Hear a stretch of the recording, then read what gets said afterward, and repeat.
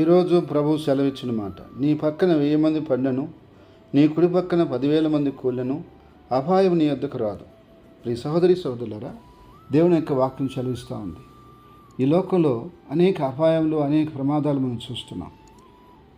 నీ పక్కన 1000 మంది పడిపోతున్నా, అనేక మంది అపాయానికి గురవుతున్నా, నీ కుడి పక్కన 10,000 మంది వరకు కూడా అపాయానికి గురవుతున్నా, అలాంటి పరిస్థితుల్లో, అలాంటి మార్గంలో నువ్వు ప్రయాణం చేస్తున్నా, నీకు ప్రభు తోడుగా ఉండి ఏ అపాయానికి నువ్వు గురి కాకుండా, ఏ ప్రమాదం నీ జీవితంలోకి రాకుండా, ప్రతి అపాయం నుండి, ప్రతి ప్రమాదం నుండి తప్పించి అన్ని విధాలుగా నీకు మేలు చేసి నిన్ను కాపాడే దేవుడని ప్రభు యొక్క వాగ్దానం ద్వారా తెలియజేస్తున్నాడు. కాబట్టి ఏ అపాయాన్ని గురించి భయపడుతున్నావో, ఏ ప్రమాదాన్ని గురించి భయపడుతున్నావో, ఏ యొక్క విషయాన్ని బట్టి నువ్వు కంగారు పడుతున్నావో, ఆందోళన పడుతున్నావో, నువ్వు భయపడిన అవసరం లేదు. నీకు అపాయం రాకుండా ప్రభు నిన్ను కాపాడునుగాక.